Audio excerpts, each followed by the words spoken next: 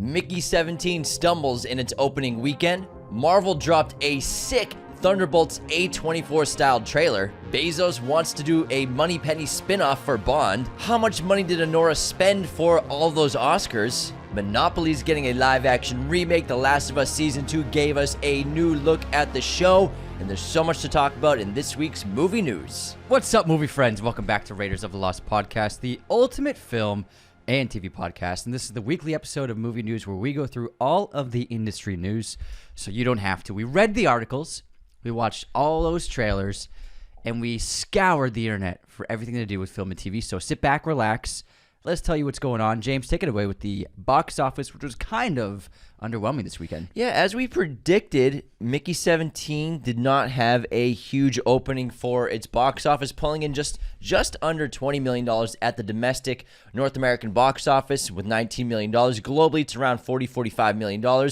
Not a huge opening for Warner Brothers' biggest film of the year so far. This movie had a $120 million budget, needs to pull about $250-300 to break even. So not a great start, but we can't recommend seeing this movie enough in theaters. It's such a great time. So definitely get those stats up. Go to the movie theaters. Go see Mickey 17. It's the movie to see right now. Captain America 4 in second place with $6 million at the domestic box office. Last Breath, happy to see that's still making some money. $4.1 million at the domestic box office. Another awesome movie. The Monkey added $3.5 million to its revenue. Paddington added $3 million to its revenue. Honora hit 854% increase in box office sales after its Oscar-winning weekend last week, picking up 5 Oscars. It pulled in a new $1.7 million at the box office, and also in the Lost Lands made $1 million, and that cost $55 million. What movie is that? That's the Mila Jovovich, Dave Bautista one. Oh my God, the PSW Anderson one. Yeah. $1 million box office. Paul W.S. Anderson, PSW Anderson. Paul W.S. Anderson. Sounds like an author. PSW Anderson. What's that, the paper company in Boston that we grew up with? W.B. Mason. W.B. Mason. Yeah. So, in the Lost Lands opening weekend, $1 million. If that, it might be actually under $1 million. This was funded through international investments. Nothing in Hollywood, no one in Hollywood touched it. So that's how it got that high price tag. And I gotta say, where'd all that money go? Holy crap. If you look at the trailer, where'd the money go? Visual effects, I think.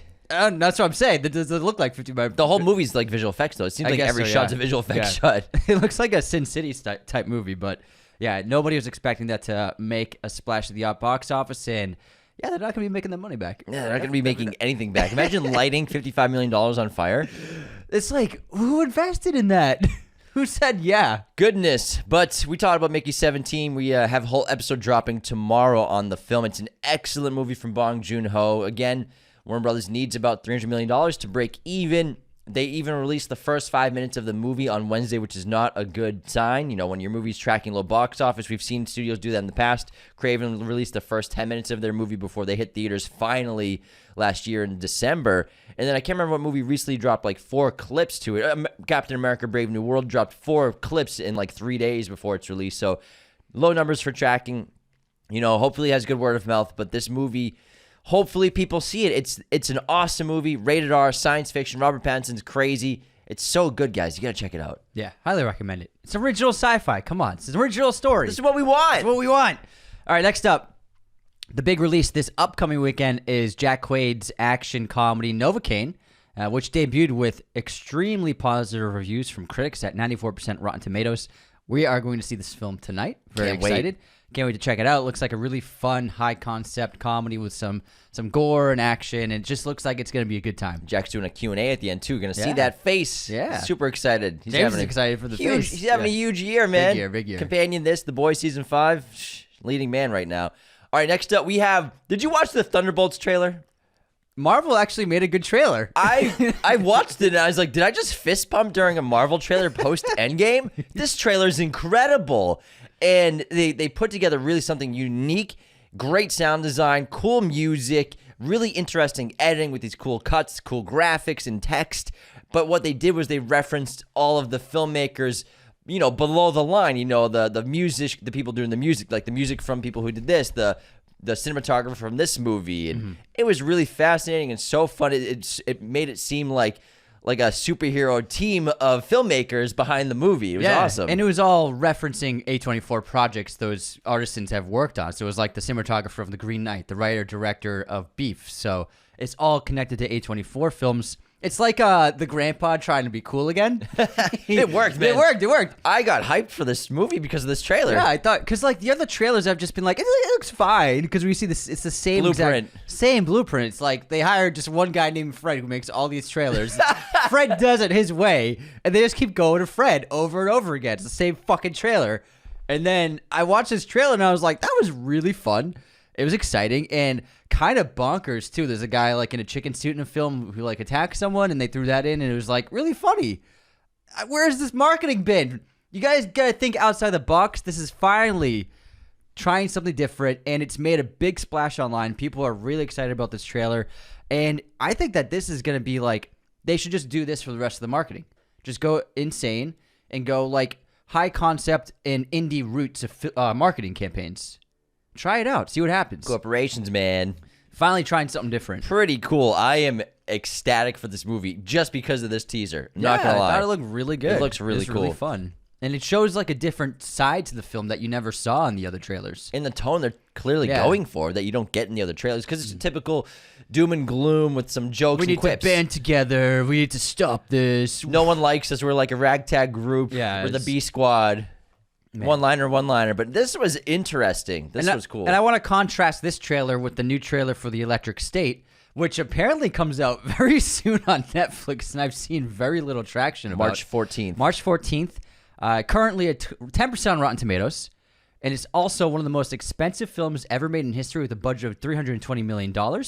Starring Chris Pratt, Millie Bobby Brown, Ke Quan, Giancarlo Esposito. So March 14th on Netflix. They just dropped the final trailer, and man, everything that we just said about the new Thunderbolts trailer, they did the opposite. And it's boring, it's cliche, it's got terrible dialogue, and this new trailer made me not want to ever watch this movie. This is lighting money on fire. And I know Netflix has a lot of money to light on fire. I don't know anyone that's talking about this movie. And it's coming out in less than a week. I'm curious to watch it. I went on the comments thread on YouTube. Okay. There's some really good ones. It's always a fun space to be. Okay, so here we go. Thought-provoking. It really gets you thinking about things like, why am I still paying for Netflix? Oh my God. We didn't understand the source material, the movie. Hey, The Electric State is also the name of a beautifully haunting story about societal collapse, emerging technological sentience, and what it means to be human in a world where humanity is steadily losing its humanity. I would love to see that book made into a movie too. I kind of want to read the book now. Apparently the book's really fantastic, but it's a haunting film and like a tragedy of the human experience. We Shall See comes out in less than a week, March 14th. And as we predicted with Amazon taking over James Bond creative control, you know, we heard rumors of debates going on behind closed doors, arguments. We wanted to know why Barbara Broccoli called them a bunch of fucking idiots, to quote her to her friends. And apparently it's because Amazon approached Broccoli before they got creative control for pitches of James Bond spin-off series based on Moneypenny. We said that as a joke. It was but no, it wasn't a joke. We knew that. We know that's what they do. Not as a joke. We were just like, it's very predictable. Yeah. And clearly this was the stuff that was holding it all back. And then Jeff Bezos basically said, according to someone behind closed doors, I don't care what it costs, get rid of her. Looks like we found out $1 billion is what it costs to get rid of the Broccolis. And they got rid of the Broccolis. So look forward to, I'm guessing the first thing they do is a Moneypenny spinoff show. I know, and it's like, what is the end game here with Prime? Is it just to buy content, as many famous beloved IPs, and just to like gather like the Infinity Stones of movies? 100%. And in 40 years, is Amazon going to own most? Is it going to be Amazon and Netflix own everything? Probably. And then Apple will stay in its own thing because Apple will stay because they don't rely on content. Tech, yeah. Disney will be around. Yeah, I guess so. We'll Apple, see. Netflix, Disney. I mean, they own most of the stuff anyways. Disney's been struggling. Disney has the parks, though.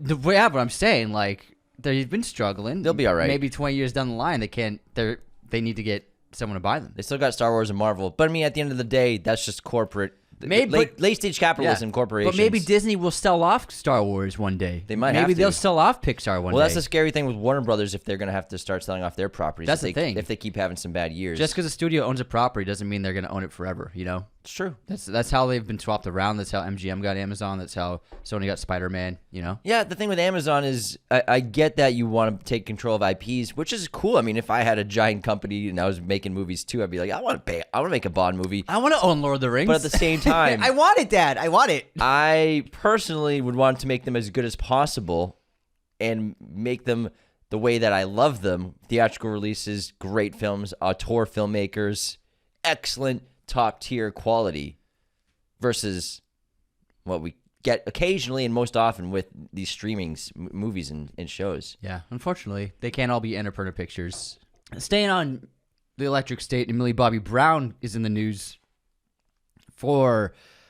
she basically went after all the journalists that had been writing, honestly, shockingly cruel articles about her. I saw this. It's crazy. And it's in the news, and people have asked us to talk about it. And it's pretty shocking because she did an Instagram post talking about how she grew up in the public eye, and everybody's watched her grown up, but a lot of people have been, just critical and judgmental of how she grows as a person and physically.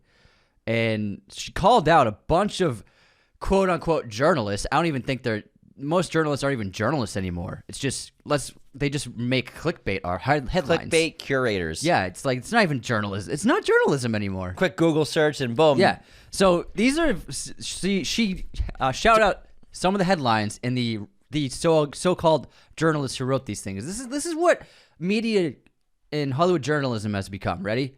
Why are Gen Zers like Millie Bobby Brown aging badly? By Lydia Hawken. I'd love to see what Lydia looks like in the mirror. Millie Bobby Brown mistaken for someone's mom, written by Cassie Carpenter. Little Britain's Matt Lucas takes savage swipe at Millie Bobby Brown's mummy makeover, by Bethany Edwards. And then What has Millie Bobby Brown done to her face, written by John Ellie. John, what the fuck have you done to your face? Jesus, this is like she just became an adult. Like she's still a kid. She's not a kid. She's an adult. Yeah, no, but I'm saying, but like I view, like when I was 18, 19, I was a kid. What's she, 20? I don't, something 21? Like that. Yeah, I mean, it's insane to even like. What is this? What are we writing about? Yeah, I mean, the thing with Millie, and it's the same thing with any child actor that becomes an adult. And I think their perspective is they should always look the way they looked when they first started in Stranger Things, or why did their face grow? Why did their face change? Despite everyone's face changes. And coming after someone who's 20, 21 years old because of their looks, because they don't look like they used to when they were 10? That's the craziest shit I've ever heard. That's so cruel. It's so mean.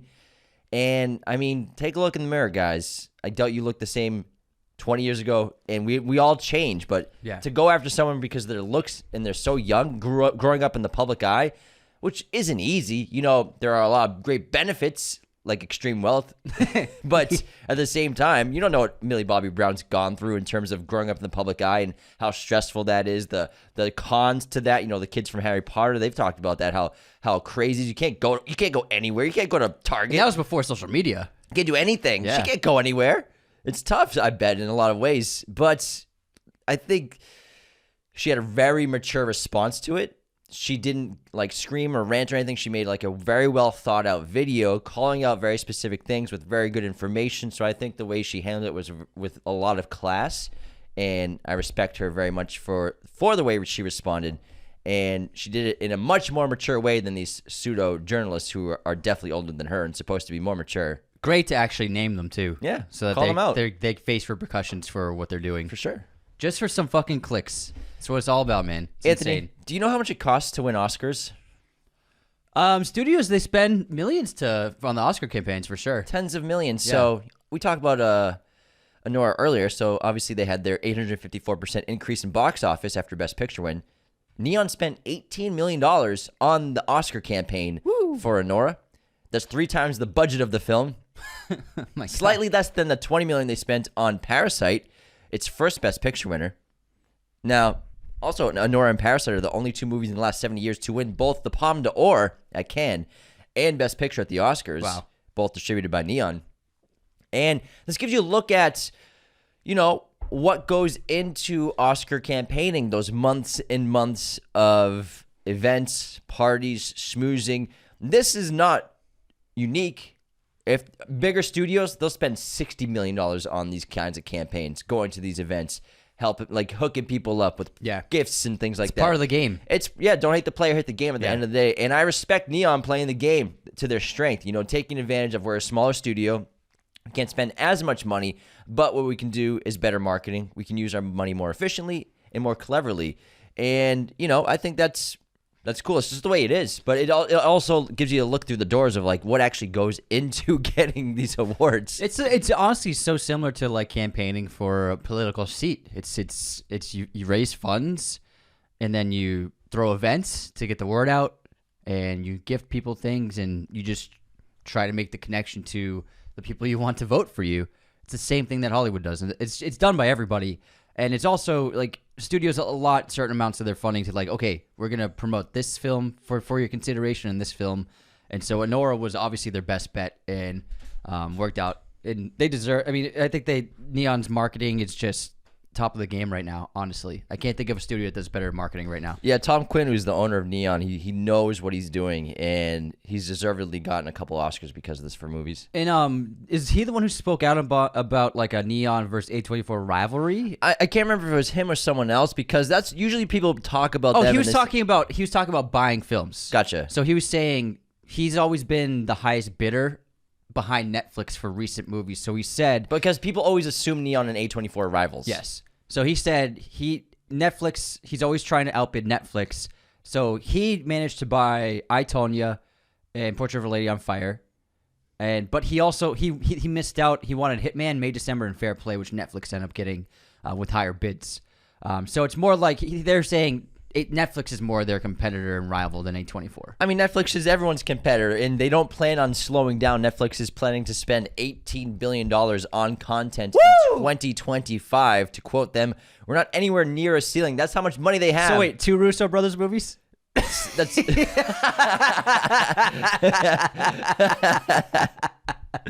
good joke. If you think about it, $18 billion. That's less than 60 Russo brother movies. That's insane. 18 billion gets you 55 Russo brothers. You can make 600 movies or 50 Russo brothers movies. You can make 6,000 movies with that. Sorry guys, I had to roast you. We love the Russos. Hey, I mean they're killing it. Italian Americans, they're killing it. Yeah. Dude, they make enough money to be able to get teased a little bit. But to stay on the I can't wait for Doom, man. I can't wait. Doomsday. To stay on the Oscars. So we have some metrics. We did a whole breakdown on the awards, and we did that on Wednesday. So check that out for in depth about our reactions to the entire show, what we loved about it, what we disliked about it in every category. But we got some figures from the viewings and the ratings. The highest viewership in 5 years for the Oscars, which is not really saying much because in 2021, that's when it was 10 million viewers, that huge dip from the previous year of 2020, which was 23 million viewers. It outperformed social interactions on the Grammys and Super Bowl for the first time on record. However, even though it pulled the 19.7 million viewers, it's still nowhere close to where it was hitting 43 million viewers in 2014, 37 million viewers in 2015, 34 million viewers in 2016. It's still really less, around 60-70% of what it used to do on average, because I think more people have tuned out of the Oscars, obviously because of how, I would say, preachy they became for quite a while, for several years. But it seems like they can get back. It was a good show. I was entertained the whole time. Conan was an awesome host. I expect 2026 to be even better. I would say bring Conan back, go back to back with the guy, build your foundation of the future of the show, because that's how they should really be looking at it if they want to get those ratings back. Bring it back to the prestige event that it used to be. Prestige worldwide. Why? If they just keep making consistently good shows, people will tune in. If you build it, they will come. So they just need to keep the consistency. And if audiences consistently have a good time year in, year out, they will improve their ratings. If you build it, they will come. Who said that? SpongeBob? Yeah, it was SpongeBob. It's definitely SpongeBob. Definitely Field of Dreams. All right, let's talk about a huge release coming from Hulu very soon. The TV series Alien Earth dropped a new look at the film. You got our first look of the Xenomorph, and also a group of actors who will be playing the main cast. It follows this group who have, while exploring, make a fateful discovery of a crashed space vessel. Exploring on Earth. Yes, exploring on Earth. Alien Earth. Welcome to Earth. Welcome to Earth, bitch. Someone should say that to the Xenomorph. Welcome to Earth, bitch. Boom. This is set 2 years before the first Alien film, so it's not the Nostromo. Definitely not the Nostromo ship. It's the I guess we pronounced it wrong. So I'm wearing the hat, right? I'm wearing the hat. We got a package from Hulu. It's spelt the Magonaut, but I guess it's French. I don't speak French, guys. Let me Maginot. Hold on, let's see. The U.S. I got it. Hold on, just listen. Listening. I got it on YouTube. Don't play an ad, please. It's just a pronunciation video, please. Come on, YouTube. Oh man. Anyways, while he's doing that on the spot, we got a cool package in from Hulu. They sent us this Pelican case, so nice. Pelican cases, if you know what they are, they're legit. They're very fancy, very, very protective cases. It had all kinds of cool stuff. We got a hat, we got a mug, we got a USB-C drive and flash drive, which we played. Had 5 cool secret clips of a cat collar cam. Oh, you got it? Got it. So make sure to stay tuned to learn more. Let's hear it, Anthony. Maginot. Maginot. USSCS Maginot. Yeah, because when I think of US, I think of French pronounced words. No offense to the French, but it's an American corporation. But here we are. They should call it the USSCS Abraham Lincoln. I bet you it's going to be one of those things in the show where like every character pronounces it differently. The Maginot. The USCSS Maginot. And on those videos, there's going to be a cat in the show, just like Jonesy, obviously. And each clip was a cat collar cam of the cat exploring different parts of the Maginot, so the cute. ship. The little paws, little Easter eggs of face huggers, all kinds of little fun things. It was really cool content that they sent us. So check that out on our TikTok, and I posted them all on Twitter if you want to watch those videos.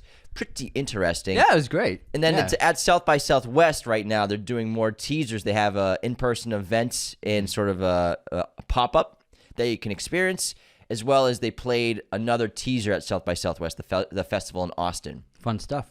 Also, we have a friend whose movie's playing at South by Southwest. Redux. Congrats to the McManus brothers. Hell fucking yeah. All right, let's talk about the Harry Potter casting, which has confirmed more actors. So Papa Sadiu, who was previously in talks to play Severus Snape, has now been confirmed to be playing the character, as well as Janet McTeer, who was a few months ago in talks for McGonagall, has been confirmed as well. So we now have 3 confirmed castings for the series so far, and I'm guessing they're just going to keep rolling them out over the months. And the internet's so angry. Who cares, guys? We already got the perfect version of the movie. It is what it is. It's fine. Guys, who cares? Who cares? It's just a TV show. He's just very handsome. He's a handsome guy. He's too handsome for Snape. People need to. He might be too good looking. That's his problem. He's too good looking for Snape. But he's the right age. I'm sure he's very talented. It's like, why would Lily not want him? I think Janet McTeer seems like a great casting for McGonagall too, though. Have you seen her image? I've seen her image. You're not responding. You're just looking. No, I was thinking. I was just trying to remember. But it was a funny way to say it. Have you seen her image? Well, you're just like, you're blank face. Because the way you said, have you seen her image? No, I said that because you weren't saying anything. Yes, I have seen her image. See? This is all because you could have said like, yes, I agree, James. I indeed have seen her image. No, before that. the image of this human woman. But obviously everyone's upset that Papa, being a person of color, being a black man. I don't think everyone's upset. Cannot be, well, not everyone, but like, the internet's pretty upset. I'm sure. It's not a big deal, guys. It's just a TV show, everyone. Yeah, I mean, just we got the movies. I'm just gonna keep watching the movies. We have the movies. I'm gonna keep We'll have a watching new TV show. It's okay. Everything's gonna be okay. Oh man. Every little thing's gonna be okay. Expecto Patronum. I saw this great video. What are you doing? I saw this hilarious video the other day where it was someone just with their iPhone filming Rupert Grint at a gas station, and so he's about to plug in the gas to his car, and then he sees he's being filmed. He holds up the gas tank and he goes, expensive petroleum. That's funny. Super funny. Oh, that's a great timing. He's a funny guy. I was talking about a little the state of Hollywood drama. Michael Bay revealed that he had a call with James Cameron where they caught up, but then they also mourned and lamented the current state of Hollywood, saying, quote, "No one can greenlight anything anymore. It's just so slow. It's a very different business." And, still recovering from the pandemic, then recovering from the strikes. Everything's slow. And also, in terms of things not being greenlit anymore, I think that's an effect of the over-reliance on IPs from studios now, of just buying IPs, mining everything they already own in their catalog, and just making films that are based on name recognition, which is a reason why things are less original stories are being greenlit. It's all IP mining now. And $300 million movies, Yeah. getting handed out like hotcakes. Yeah. You can make 10 movies easy. Or one Russo brothers movie. Half of you can make the first act of a Russo's brothers movie. We're really getting on them. They make expensive movies. You can make the title credit sequence of a Russo brothers movie. Big news: Daredevil Born Again got dropped on Marvel Disney Plus. Okay, he got dropped on Marvel. I was like, where? Marvel Disney Plus, Marvel streaming. Most reviews are very positive for the show. A lot of fans are very ecstatic to be back in the world. A lot of all still calling it like not quite what it was, the same quality of show that Netflix produced back in the day, but still people are loving it. 84% critic score, 94% audience score. I haven't checked it out yet, but there's some big things happening I've heard in just the first episode. But I'm happy for all the huge fans that are glad to be back in that world. It's cool. Yeah, they've waited. They waited very patiently. Yes. All right, next up, Keanu Reeves is returning to the action genre. It's been a few years since John Wick 4. He's coming back for BRZRKR, an adaptation of the graphic novel that he helped create and produce. Justin Lin, a great big-budget filmmaker, is signed on to make the film. And BRZRKR follows the brutally epic saga about an immortal warrior's 80,000-year fight through the ages. The man known only as B is half mortal, half god, cursed and compelled to violence, even at the sacrifice of his sanity. But after wandering the earth for centuries, B may have finally found a refuge, working for the U.S. government to fight the battles too violent and too dangerous for anyone else. In exchange, B will be granted one thing he desires: the truth about his endless blood-soaked existence and how to end it. Reeves created the concept and the story and worked with artist Ron Garney and author Matt Kint on the graphic novel, and looks very cool. I'm down. Keanu as a BRZRKR killer? Fuck yeah. Let's go. I'm down. An immortal warrior. That sounds so cool. That honestly sounds so much like the Viking movie I did last year. Monopoly, speaking of IPs, is getting a live-action adaptation. It's going to be about the Monopoly man and his monocle. I have no idea what it's going to be about. It's moving forward with director John Francis Daly. Oh, he's the kid. He's the guy from Freaks and Geeks, Yeah. who made Game Night and stuff. And Jonathan Goldstein will be writing the script. If he's in charge, I'm good. You know how much I like Game Night. Margot Robbie's producing the film. I talk about it every day, man. He does talk about Game Night every day. Everyone in the neighborhood knows how much I like Game Night. yeah. I love that movie. So I'm curious because the thing with Game Night is he plays around with set pieces, sort of like Ari Aster with Hereditary.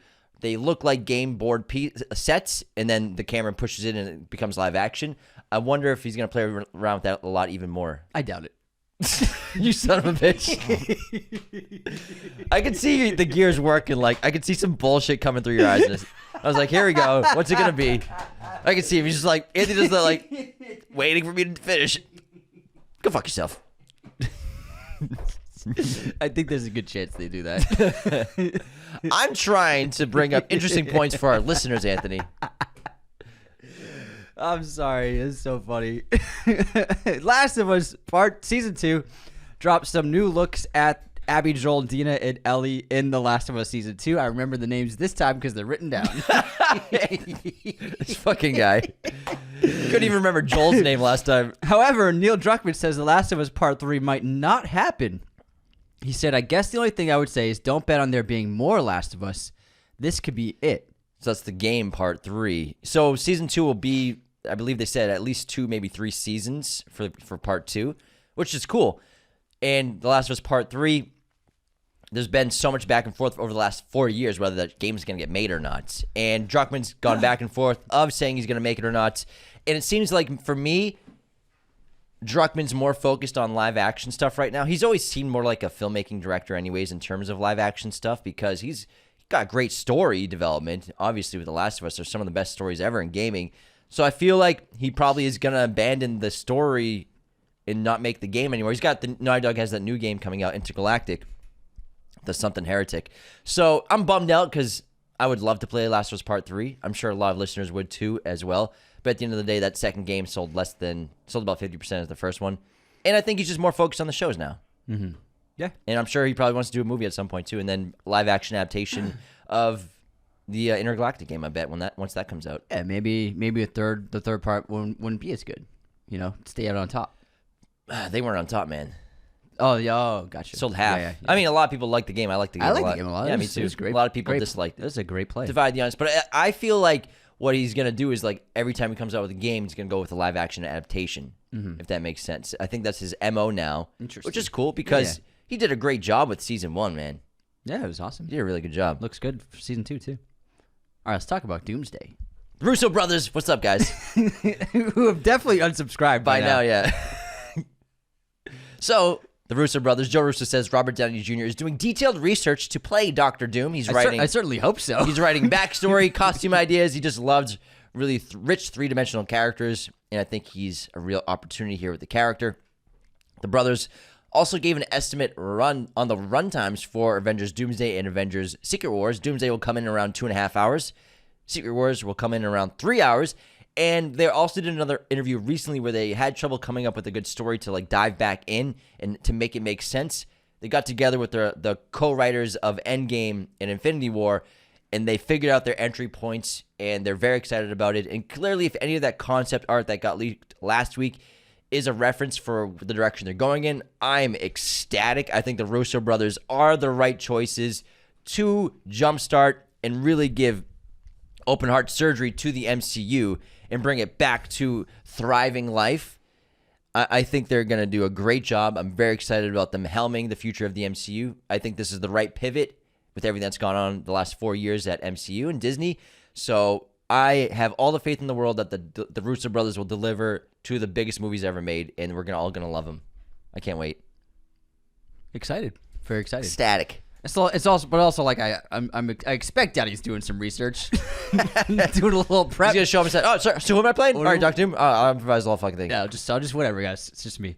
Black Bag, Steven Soderbergh's new film, is being released soon, and it's being called a brilliant spy thriller with an A-list cast and sharp cinematic scale. This has an 82% on Metacritic, which is tough to get that high.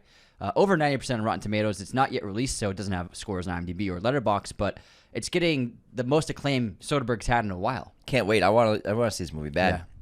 And then we have you been seeing the trailers for The Studio? I want to watch it. It looks great. Apple TV. Yeah. It looks fantastic. So new trailer just dropped starring Seth Rogen as a movie studio exec. It also stars Catherine O'Hara, Catherine Hahn, Ike Barinholtz, Bryan Cranston, Martin Scorsese, Anthony Mackie, Ron Howard. So many people are going to be making cameos in this show. Releasing March 26th on Apple TV+. The cool thing about this show, every single shot in every scene is a oneer.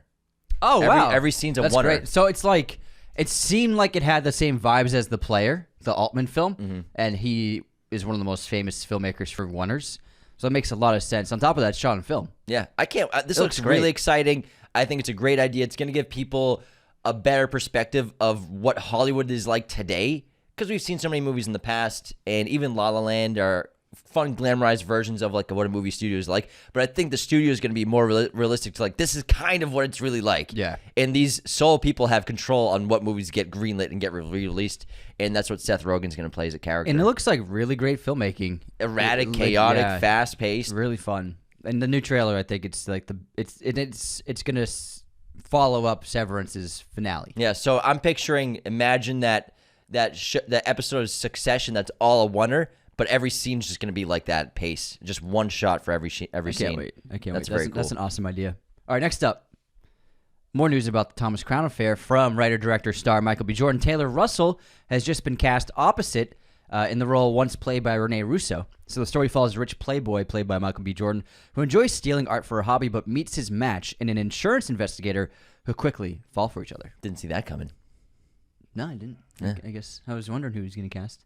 That's cool. No, I meant like they didn't falling in love with each other. Oh, yeah. Because, Yeah, they did not see that coming. But they're both so hot. They're both so hot. But I did see that coming because it's been done twice. See what I did there? Oh, I saw what you did, man. Back on Netflix. I saw that image. Adam Sandler, who was so hilarious at the Oscars. Chalamet! Happy Gilmore 2 is getting released July 25th on Netflix. Official date confirmed. Also, an announced project from Jesse Armstrong, who was the showrunner and creator of Succession. He has a film coming out in pre-production. Steve Carell, Jason Schwartzman, Rami Youssef, and Corey Michael Smith will star in Armstrong's first ever film about four friends who reunite during a worldwide economic turmoil. They're all billionaire friends, and so some international crisis is happening, and they get together. Don't know why they would get together. So very curious. It's gonna release this spring on HBO. Yeah, no title yet. So it's already no images, no trailers, and it comes out in the spring. Weird. Releasing this spring. Well, that can't be right, can it? It can't be right. Unless they've already filmed it. Next spring? Maybe they're just not marketing it? I guess so. I don't know. Maybe they've already filmed it. Strange. Because spring ends. Well, spring is from March 20th to May. Yeah, end of May. We'll find out. Or June. It's in June. Okay. June 21st is like the start of summer, right? Somewhere, something like that. Yeah, I think something March like to June. Yeah. Let's talk about Scream 7. David Arquette is returning as Officer Doofy. Scream 7. So they're bringing them all back. Oh my God, so many Everyone ghosts. in the originals. If they're all ghosts, I'm gonna be really pissed, and it's just like not gonna be good. Or flashbacks. Flashbacks. They're gonna have to de-age the hell out of them. They're old. They're all in their 50s. I don't think Scream's afraid to de-age anyone. That's my guess. That's why everyone's coming back. Stu's gonna be back. I bet they de-age everyone. Huh. Do flashback I'm just sequences. curious what the hell they're gonna do. Yeah, who knows? They have a plan. Did you see the trailer for the new sci-fi film Ash? It looks visually very interesting. I thought it was pretty weird looking. Yeah. I didn't like the trailer. Some of the visuals are pretty damn cool. I So will say. Isaac Gonzalez, Aaron Paul, and Iko Uwais star in this film. It's like a very small scale science fiction film. This woman is she's on a spaceship by herself. She's lost her memory. She doesn't know where she is, who she is, why she's there. She starts investigating the ship, and then suddenly Aaron Paul shows up from outside on the other planet, and he's like, "What do you mean you don't remember?" So then it's about retracing her steps and building back her memory, but then some crazy sci-fi stuff starts happening. Cool. Yeah. Aaron Paul doesn't do that many movies anymore. He's a TV actor. Yeah, that's true. Some guys and gals, they just don't make it in movies. It's not that he didn't make it. He's only in like one every few years. It feels like. He just does better on TV. Yeah. He had his Hollywood lead attempt, and he was in a few Hollywood big movies as the lead, and they just didn't work out. I think he just chose the wrong projects, possibly. Like that with the Need for Speed and a Need few for others. Speed was not it. I agree. That was his first movie he did after Breaking Bad. Yeah. But I mean, then ironically, he does El Camino, he's so good in that movie. But he's really good on TV. He's really he's good. awesome. He was really great in that season of Westworld that he's in. That's true, yeah. And some people are just better suited to the TV format. Mm-hmm. Jaws is getting a re-release, everybody, this year in theaters, August 29th, to celebrate the film's 50th anniversary. I'll be there. So if you've never seen it in theaters, now's your chance. We saw it at IMAX for its re-release 2 years ago. Damn, that's good. Which was awesome. Hans Zimmer spoke about Marvel movies. He's never done a Marvel Studios film. What you think about it? You're like, oh, I guess he hasn't. I'm kind of glad he hasn't. Yeah, he said he's always been interested, but timing was never right for him. And he said, quote, honestly, I'm looking for other things right now. I've already done the trifecta, the superhero trifecta. He's already done like the big three. Batman, Superman, Wonder Woman. Yeah. I mean, can't get any bigger than that. Yeah. It's like, yeah. What else is there Keep to doing do? cool things like Dune. Yeah. We don't need another superhero score from him. Adrien Brody, the most recent Best Lead Actor winner at the Academy Awards, is in early talks to star alongside Leonardo DiCaprio in Damien Chazelle's Evel Knievel biopic, which films this summer. Imagine what the stunts are going to be like. That's going to be pretty cool. Can't wait for that. Whale Fall has just been announced. Austin Abrams is cast in the lead. This is Brian Duffield's new movie, described as The Martian meets 127 hours and follows a scuba diver, Scuba Steve, God damn you!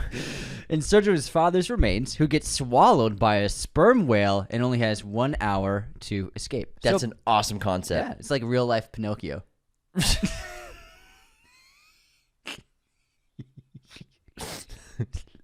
I'm a real boy! I'm just saying, that's Pinocchio. Yeah. Pinocchio gets swallowed by a whale. That's pretty crazy. Yeah. That's cool. That's a cool story. Cool concept. Mobland, Guy Ritchie's new TV show, just dropped its first trailer. Looks good. Stars Tom Hardy, Pierce Brosnan, Helen Mirren, Patty Considine, premiering March 30th on Paramount Plus. Looks like a good time, like a good mob does. time. It looks really good. Tom Hardy seems like a badass. All right, here's the new trailer for a South Korean film called Bullet Train Explosion. Or it's Japanese, I'm sorry. Japanese. The film follows a bullet train bound for Tokyo, but it must maintain its speed of over 100 kilometers per hour to keep a bomb from detonating. It releases on Netflix April 23rd. The alternate title is Speed 3. Speed. It's Speed. Speed and Die Hard. Sandra Perfect, Bullock has a cameo at the end. perfect action movies that keep getting remade with other titles. We got some news about What was the other one you said? Speed in what? Die Hard. Oh, yeah. We got some Narnia news for Greta Gerwig. Charlie XCX is being eyed to star as Jadis, the White Witch, in Greta Gerwig's Narnia film. It was originally played by Tilda Swinton, Oh, yeah. She's the villain of it, right? I believe. Yeah. She was the Turkish delight with the kid. Yeah. That Turkish delight, man. Turkish delights are good, man. Yeah. We had Turkish delight from London, and there was like this. It's like a really nice artisan Turkish delight place. And there was a rosewater one. Oh my god, it was so good. And then there was a pistachio one. Holy shit, it was unbelievable. Turkish delights, man. Don't sleep on The them. rose. It was like it was like I was eating roses. It was amazing. It was amazing. All right, next up, Catherine Newton has just been cast in Ready or Not 2 alongside Samara Weaving. She's just getting into the horror genre. She was just in the Frankenstein rom-com movie. Something. What was it called? Barbara Frankenstein? something like Barbara Frankenstein. Hold on. It's Lisa Frankenstein. I knew it was a name. Oh my god, Barbara Frankenstein. Did you watch the new trailer for The Woman in the Yard? I saw it in theaters, yeah. Yeah, it's an extension of the first trailer, which was just a teaser, and we get to see a little bit more of the woman's power. She like uses shadows to torment the family, and they're like hiding from shadows. Half this trailer, I hide from shadows too. It looks all right. It looks all right. Theaters March 28th. And then John Mulaney news. He has Netflix dropped his first little teaser for his new celebrity talk show. Second season of it. There's already a season of this? Yeah, he did it last year. Did he? This is a new show. Mulaney had a Netflix series last year. This is a new show, dude. Everybody's Live with John Mulaney. This is releasing every Wednesday on Netflix starting March 12th, which I'm very curious about. He is definitely fit for late night TV for sure. Yeah, it was in it was May. It was. He did 6 episodes in 2024 in May. Who's on it? It's I've seen some of it. Everybody's Live with John Mulaney. Yeah, he had Letterman for a guest. He had who's that? I can't tell who that is. Yeah, he did this last year. This is the second season of it. Okay. Yeah. He had Jon Stewart on. But he only did 6. It seems like this is just going to be an ongoing. It was like a one-time thing. Gotcha. Now it's going to be. I think he signed multi-year deal. That's cool, man. Yeah, he's got what's the guy's name? The bass player from Red Hot Chili Peppers, Stitch. What? The bass player from Flea. Screech.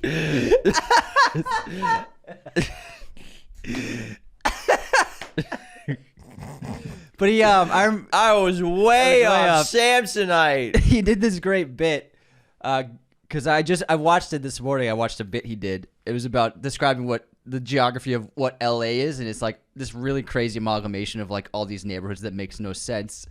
And he said the first person to settle in Los Angeles was a Spanish explorer in 1712 who traveled here because all his friends at work said he was the funniest guy at work. So he's gonna make it in stand up. Make it in Hollywood in 1712. That's so funny. That's fucking good. Oh my god, he's a funny guy. I love Milady. He's great. He's really funny. All right, so that was like a test, I guess, and now it's gonna be official. I'm looking forward to this because late night has needed a refresher, man. Yeah, It no needed- ads. It needed to adapt. Yeah. Well, Netflix. It depends on your membership has ads. Oh no, yeah, but I mean, it's not. It's like whatever. Yeah, You can get it with ad free. Yeah, It could be. It could be without ads. $18.99 a month. Just like our Patreon. So yeah, that comes out starting March 12th. This Wednesday. I want to check. I wonder who his first guests are going to be. The teaser's funny. He's just like in a parking lot. The camera's on a skyscraper. promo, yeah. All right, let me know when it's tight enough for me to say my line. I just wanted to make sense when I'm saying the line. All right, countdown. Is it tight? It's funny. And like he's taking his sunglasses off.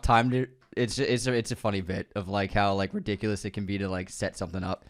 Let's see who his guests are. I'm not sure if they've announced it. It's cool. It's gonna be ad free for everyone. That he's making it. It says that it doesn't matter what your membership is. It's gonna be ad free for everyone. Now I wonder if it's gonna be live or like pre-recorded during the day. I think it's live. Yeah, live ad free. That's so cool. He's going to be, so quote, "We'll be going live globally with no delay. We will never be relevant. We will never be your source of news. We will always be reckless. Netflix provides us with data that we will ignore." It's the place where you can see Arnold Schwarzenegger sitting next to Nikki Glaser, sitting next to a family therapist with music by Mannequin Pussy. It's just an idea. We don't know if we can I don't know if we can lock them in. But yeah, so it's just going to be a very freewheeling talk show, which I think is a great idea because that's what people need. And Mulaney's always been like, I feel like he was probably been like in the running for talk shows, or like people keep their eye on him for like the future takeover, future late show. But 100%. I feel like he's a guy who's like, I'm not gonna bow to like corporate overlords and do exactly what they want. To do a talk show, I want to do it my way. I think probably because he never got his like late show hosting roots, where a lot of comics do that like on another show. Like you'll do it as a weekend update on SNL, or you're doing it somewhere else. Oh, and it's similar kind of sure. thing. Not everyone, but it always ends up being like usually stand-up comics are the best person to be in those kinds of roles. So he's never really been like a show host. I feel like he's always just been a stand-up comic, but he's a brilliant improviser, and I think he's an awesome choice for late night. And he's I think he has a great knack whenever he's presented, like at award shows or whatever ceremonies for whatever. He's great at presenting, which shows that he would make a perfect host. I think he was just probably too young for until now. Like now he's in that age, like, and he's probably in his late 30s, early 40s now, where he's like a perfect age to do late night. Yeah, but I think it's great to do. It's like it's his way. He has control of it. No ads, no BS. It's just, I think that's what people want from talk shows. Yeah. Make it more like a podcast. And the Russo brothers are producing it, so each episode's $1 billion.